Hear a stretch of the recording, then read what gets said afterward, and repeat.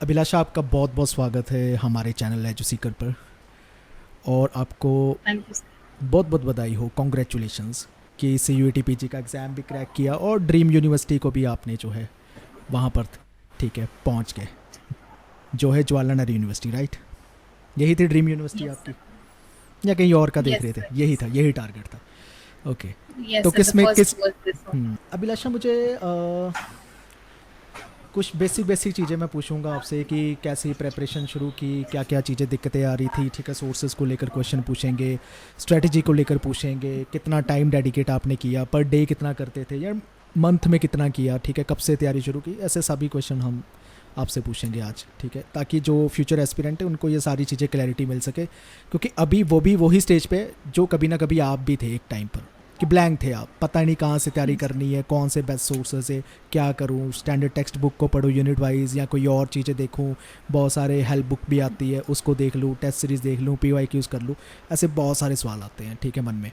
तो ये सारी चीज़ें एक एक करके पूछते हैं, लेकिन उससे पहले जानते हैं थोड़ा सा आपका एजुकेशनल बैकग्राउंड और आपके बारे में। तो आप थोड़ा सा बताइए एजुकेशनल बैकग्राउंड बारे में, आप कहाँ से बिलोंग करते हैं और पढ़ाई कहाँ से रही हो, वो सारी चीज़ें।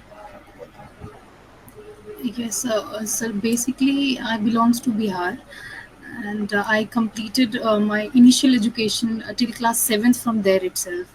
Then I came to Delhi and I did my matriculation and intermediate from Government School of Delhi. और उसके बाद मैंने अपनी ग्रेजुएशन की जो है डिग्री वो जीजे Saint Mary college university of Delhi से लिया है।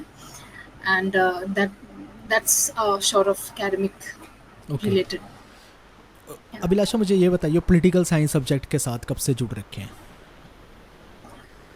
सर मैंने पॉलिटिकल साइंस और इकोनॉमिक्स में बीए प्रोग्राम किया है। Hmm. So I have a decent I was aware of the political science और the core theme of it. And so आप मतलब ये कह सकते हैं कि हाँ पॉलिटिकल साइंस मतलब 3 साल से मैं हूँ जुड़ी हुई। ओके, आपके बेसिक्स क्लियर थे, बहुत सारी चीज़ें क्लियर थी। ओके, ठीक है।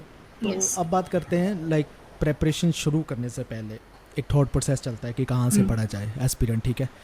वो यूट्यूब पे सर्च कर रहा सर। होता है कि बेस्ट कौन से सोर्सेज हो सकते हैं, ये सारी चीज़ें आप भी ढूंढ रहे थे, ठीक है?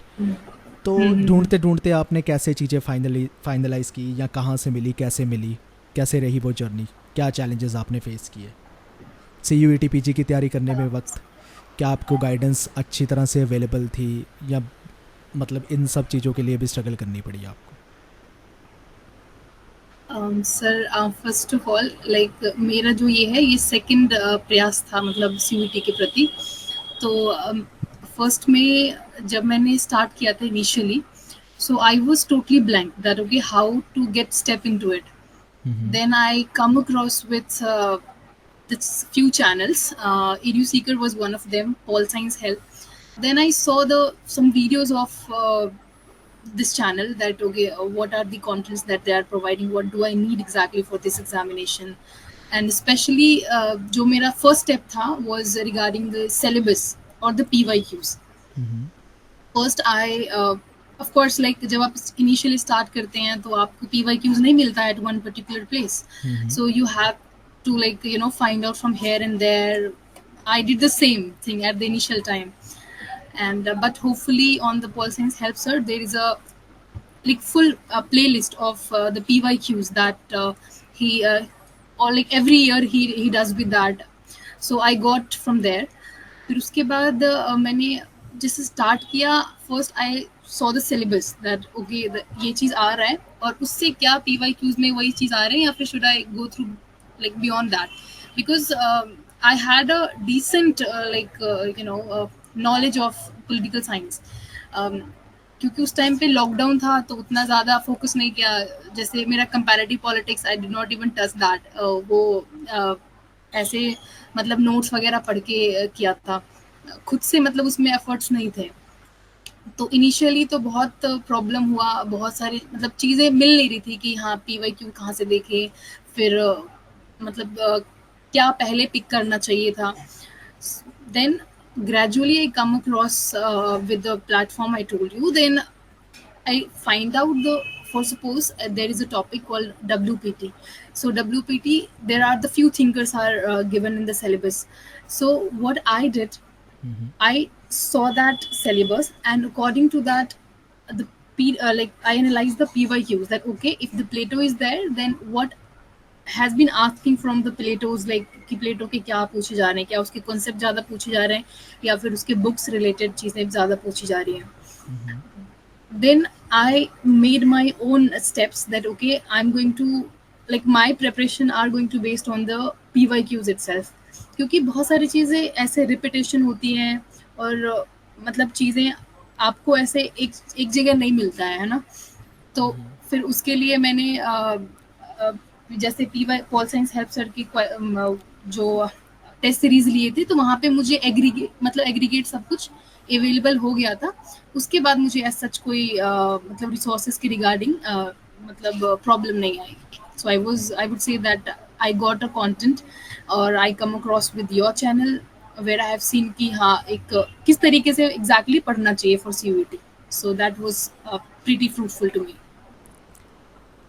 ओके अभिलाषा, सो PYQ का एनालिसिस आपने पूरा डेप्थ में किया, मैं समझ पा रहा हूँ जिस तरह से आप बता रहे हो उसमें कि आपने यूनिट वाइज नहीं टॉपिक वाइज भी चीज़ें समझने की कोशिश की है कि कौन से टॉपिक, जैसे प्लेटो की आपने एग्जांपल दी कि कैसे आ रही है चीज़ें, कैसे पूछी जा रही है, पूछा क्या जा रहा है इस टॉपिक में से. तो वो एनालिसिस करने के बाद तो आपको उस पेपर की जिस्ट और उसका क्रक्स पूरा मिल जाता है कि ऐसे है, ये ट्रेजेक्ट्री चल रही है, ये ट्रेंड्स चल रहे हैं, ये पैटर्न चल रहा है, ये कंटेंट चल रहा है, यहाँ से चीज़ें पढ़ लूँगी तो चीज़ें हो जाएंगी. बहुत बढ़िया. फिर अब बारी आती है सोर्सेज कि मान लो CUET PG की आपने जो तैयारी की, कौन कौन से सोर्सेज से की है, बुक लिस्ट क्या थी, मतलब unit wise standard text book की थी, कोई हेल्प बुक आती है जैसे हमारी आती है रैपिड फायर रिवीजन, तो ऐसी चीज़ों से की थी, कहाँ से की थी? सर इनिशियली मैंने जो है अपना जब स्टार्ट किया था, so I for suppose there are the syllabus की WPT और Indian political thought, political theory, इसके लिए मैंने OP गावर रेफर किया. Then coming on the IR, for IR I read Henry Haywood, but selectively I did not read entire Henry Haywood because global if you see the politics जो book syllabus, है Andrew Heywood की, right? exactly yes, Global Politics by Henry Haywood. और and also like selectively I read that because आप syllabus देखोगे तो वहाँ पे only the like कि वहाँ पे गिवन है रियलिज्म एंड लिबरलिज्म की स्कूल ऑफ थॉट, मतलब ये दो चीज़ है. If one have a sufficient time, then they might go beyond out that like other school as well. But I read only the limited topic that has given in the syllabus. अब IR में तो एक ये theory वाला part आ गया, दूसरा होता है कि इंटरनेशनल और रीजनल ऑर्गेनाइजेशन के बारे में. तो इसके लिए जो मैंने है मेरा मतलब मेन जो था वो इंटरनेट का मैंने यूज़ करके और नोट्स बनाए खुद के, एंड लाइक EDU सीकर के गाइड और पॉल साइंस सर के guide, both are the sufficient. If one cannot, like one do not want to go to search and do the own efforts, then they might prefer your notes guide I mean and Paul Science help sir के किसी के मतलब either of them are very good for that. So मैंने IR के लिए वो किया. Then coming on the comparative politics, I totally relied on the guide. आपके गाइड और पॉल साइंस सर के गाइड मैंने दोनों पढ़े, and then I had a print out type की, मेरे पास प्रिंट आउट था पॉल साइंस वाले सर का, तो मैंने आप जो EDU सीकर के नोट्स हैं गाइड है वो वैल्यू एडिशन करने में मुझे बहुत हेल्प किया कि मैं उसमें वैल्यू ऐड करती थी. बिकॉज आपने जो फॉर्मेट बनाया है उसमें क्या है कि नीचे क्वेश्चन भी है कि PYQ में इस टॉपिक से कितने चीज़ पूछे गए हैं. So that was really like that play a huge role in my preparation. तो फिर मैंने उसके अकॉर्डिंग उसी में ऐड ऑन कर दी गई और कह सकते हैं कि वैल्यू ऐड करती गई उस अपने जो इनिशियल नोट्स थे उसमें. और for after comparative politics the next topic is regarding the public policy and contemporary issue. इसके लिए अगेन मैंने गाइड ही रेफर किया है, नथिंग आउट ऑफ दैट. और ऑफ कोर्स लाइक कि कुछ चीज़ें देखनी होती है कि PYQs के अकॉर्डिंग कि पब्लिक पॉलिसी में भी क्या पूछे जा रहे हैं कि और कंटेम्प्रेरी में भी क्या पूछे जा रहे हैं. जैसे कि एनवायरनमेंट से ग्लोबल वार्मिंग ये सब काफ़ी पूछे जाते हैं कि अच्छा ये समिट कब हुआ, ये तो that's are very important. So again the role of PYQs comes a lot. So my preparation, I would say that 90% of my preparation was based on the PYQs. तो उसी के अकॉर्डिंग मैंने हर एक टॉपिक को, whether it is WPT, IPT, और IR. सो उसके according मैंने ये रिसोर्स एनालाइज किया कि हाँ ये सफिशिएंट है। So these are the original text, जैसे ओपी गावा और global politics by Andrew Heywood, ये दो मैंने ओरिजिनल टेक्स्ट पढ़े।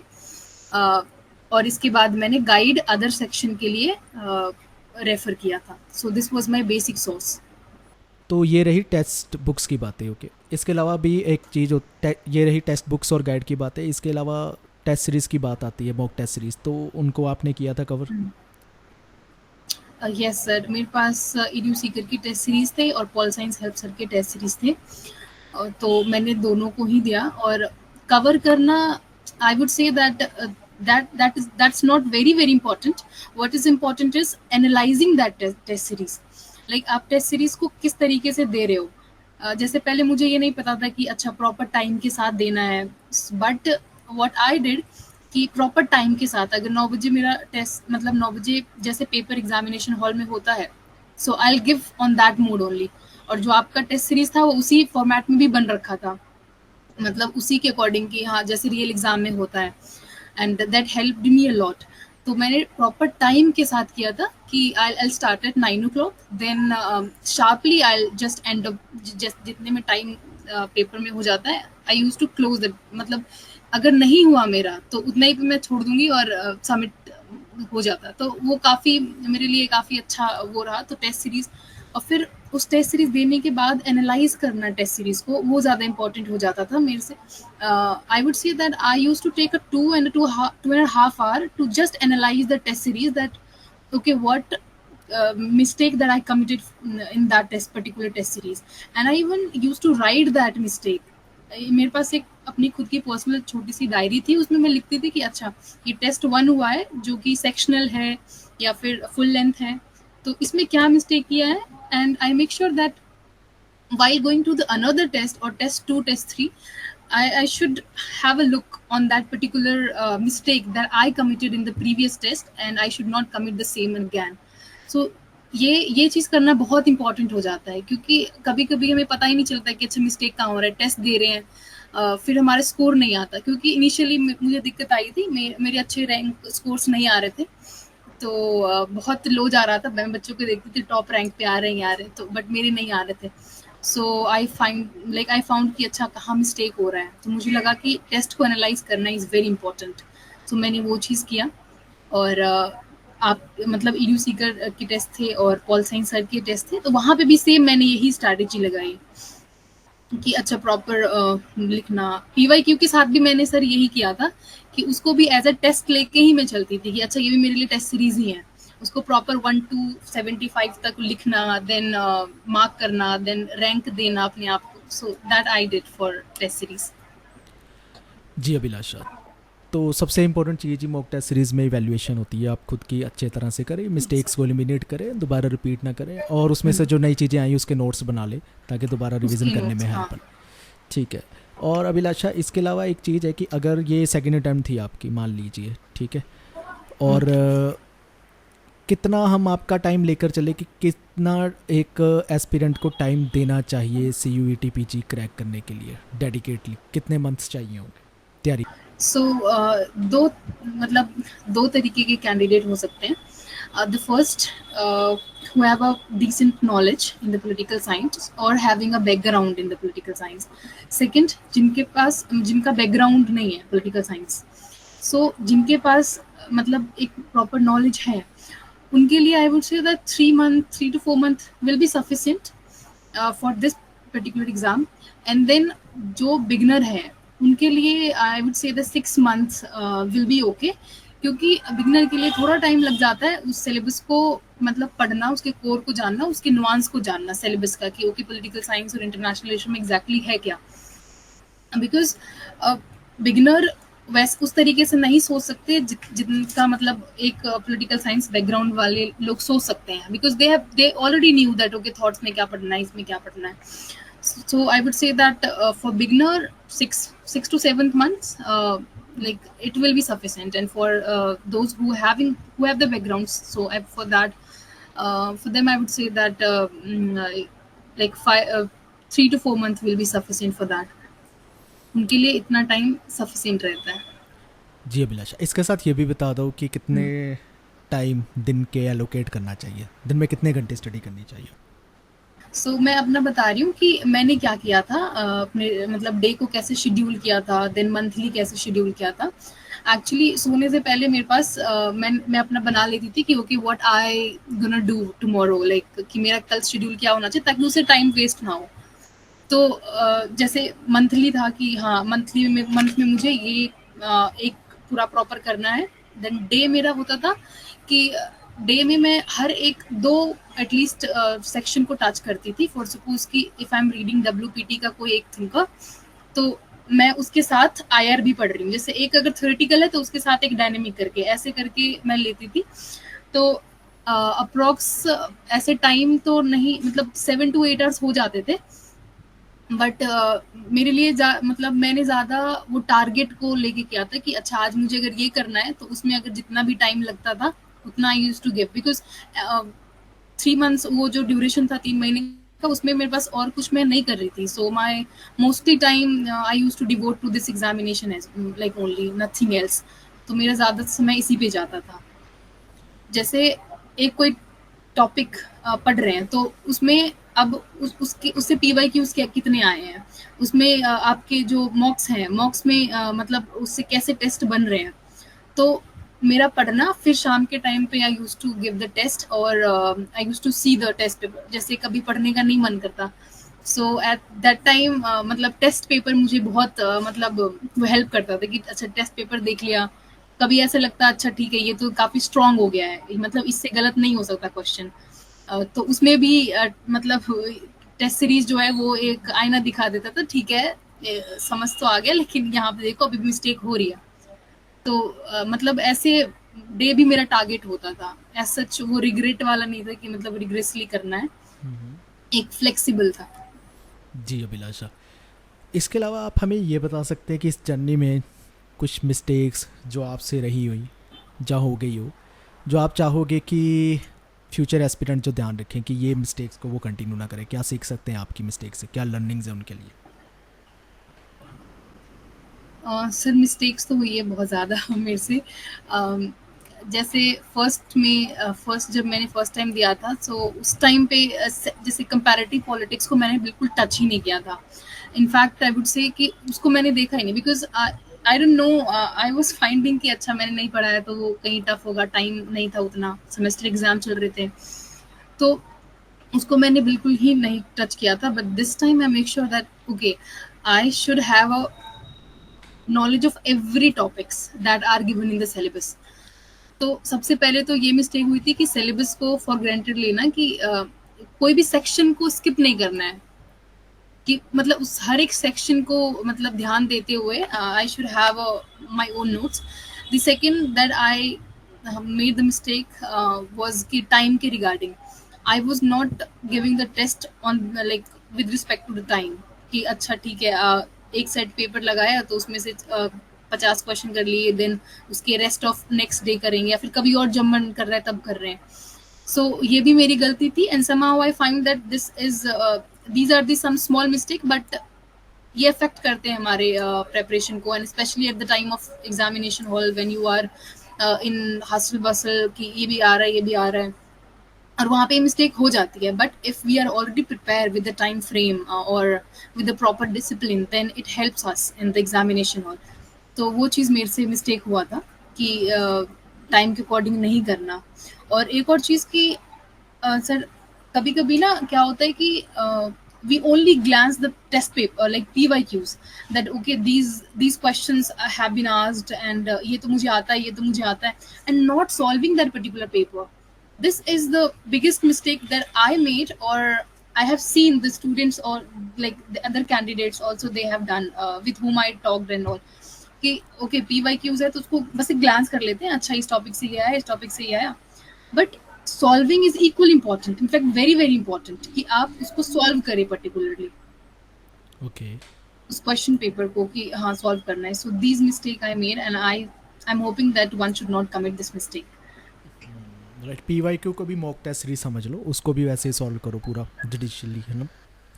ओके हाँ एग्जैक्टली, क्योंकि PYQ से आप वैल्यू एडिशन कर रहे हो ना, अपने नोट्स में वैल्यू ऐड कर रहे हो। जी जी जी और अभिलाषा। इसको वैसे ही करना है कि एक सेक्शन वाइज, अगर मैं आईआर पढ़ रही हूँ तो आईआर के मैं पीवाईक्यू भी देखूंगी कि आईआर से कैसे क्वेश्चन फ्रेम किया गया है। अगर जैसे कि लिबरलिज्म से है तो इसमें कैसे क्वेश्चन फ्रेम हुआ है, मतलब कौन से थिंकर ज्यादा रेपिटेडली पूछे जा रहे हैं, और उसके अकॉर्डिंग उसको फ्रेम करके मतलब मेरा साइमल्टेनियसली चलता था कि अगर मैं आईआर पढ़ रही हूँ तो पीवाईक्यू भी साथ में खुले हुए हैं कि अच्छा पीवाईक्यू भी देखना है, कि ताकि वो इरेलेवेंसी ना आ जाए चीज में कि हम जो नोट्स बना रहे हैं उसमें कोई गलत चीज तो नहीं आ रही है। तो ये था मेरा अप्रोच। वही पढ़ते वक्त और नोट्स बनाते वक्त एक चीज़ आपको करनी चाहिए कि आपको एग्जामिनर पॉइंट ऑफ व्यू से सोचना चाहिए कि इसमें से कैसे क्वेश्चन बनाया जा सकता है, ये जो लिखा गया ये जो चीज़ें। एग्जैक्टली। हाँ, तो अगर आपने वो चीज़ पकड़नी शुरू कर दी तो आप कहीं ना कहीं टैकल कर लोगे इस एग्ज़ाम के बहुत सारे क्वेश्चंस को। मतलब आप, वो होता है ना कि ब्लाइंडली स्टडी नहीं कर रहे हो, क्लैरिटी से फिर आप स्टडी कर रहे हो, आपको पता चल रहा है कि ये चीज़ पूछी जा सकती है, ये चीज़ बनाई जा सकती है, क्वेश्चन ऐसे फ्रेमवर्क किया जा सकता है, तो ये चीज़ हेल्प करती है। ठीक है अभिलाषा, मोस्टली आपने सारी चीज़ें लगभग बता ही दी है जो एक एस्पिरेंट को पता होनी चाहिए इनिशियली स्टार्ट करने के लिए। तो लास्ट में आप कोई और टिप्स एंड ट्रिक्स, कोई मैसेज देना चाहते हो for the future aspirant of CUET PG pol science exam? Yes sir sir, मेरा मैसेज यही रहेगा कि सिलेबस मतलब सीयूटी को फॉर ग्रांटेड ना लें। जैसे होता है ना कि अच्छा ये तो सीयूटी का ही तो एग्जाम है, ऐसे क्वेश्चन पूछे जाते हैं and we take it very lightly. So I would say that कि थिंक दैट ओके, अगर आप जुडिशली इसके लिए जा रहे हैं so give a certain amount of time that this examination really needed and complete the syllabus thoroughly, because without completing the syllabus अगर आपका एक भी पोर्शन छूट जाता है ना, सो आई वुड से लाइक कि बार बार आपको कितना आ रहा है वो नहीं दिखता है पेपर में, वही दिखता है जो हमें छूट गया है कि अरे ये, क्योंकि मेरे साथ हुआ था जब मैं कंपैरेटिव पॉलिटिक्स नहीं करके गई थी, तो जो मैं करके गई हूँ I was not focusing on that कि okay let it be like I am not done with the comparative politics but I knew the other part of the syllabus no. तो वो कंपैरेटिव पॉलिटिक्स बार बार आ रहा था और उसने मुझे बहुत bother किया। So I would say that complete the syllabus thoroughly, do not skip anything और limit the source, बिकॉज यहाँ से भी वहाँ से भी पढ़ना वो बहुत फिर रिविजन नहीं हो पाता है, which is very very important. तो the third things would be the revision, कि जितना आप रिविजन कर सको उतना रिविजन करो, not only your notes but also your mistake that you have committed, तो दैट मेक श्योर कि at the time of exam the same mistake we can not do. तो वो बहुत इंपॉर्टेंट हो जाता है।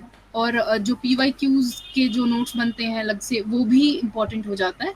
सो अल्टीमेटली द रिविजन जो है वो एक की मतलब एक की एलिमेंट बन जाता है of CUET examination. So this was my strategy towards it. जी Abhilasha, thank you so much इतनी सारी चीज़ें शेयर करने के लिए, स्ट्रेटजी से लेकर आपके सोर्सेज की लिस्ट, टिप्स एंड ट्रिक्स, आपके मिस्टेक्स, क्या क्या करना चाहिए, बहुत सारी चीज़ें मुझे लग रहा है अब एस्पिरेंट्स को मिल गई होंगी। कुछ ना कुछ वो लेकर जाएंगे लर्निंग से, ठीक है, और उसको इम्प्लीमेंट भी करेंगे, एग्जीक्यूट भी करेंगे, और उसके अकॉर्डिंगली उन्हें भी बेनिफिट मिलेंगे, अच्छे रिजल्ट मिलेंगे, बेटर मिलेंगे, वो भी ड्रीम यूनिवर्सिटी जा सकेंगे जैसे आप अपनी ड्रीम यूनिवर्सिटी जा रहे हो। तो चलिए फिर इसको मैं एंड करता हूँ इंटरव्यू को, आपको मैं ऑल द बेस्ट कहता हूँ, ठीक है, फ्यूचर के लिए। Thank you so much, sir. Thank you. It's really pleasure to talking to you in personal or sharing the thoughts of mine of this preparation. जी Abhilasha, thank you so much. Thank you. Okay, Thank फिर you, हम sir. अलविदा लेते हैं, bye bye Abhilasha, thank you Bye, for sir. Bye. Thank you for your time, thank you so much.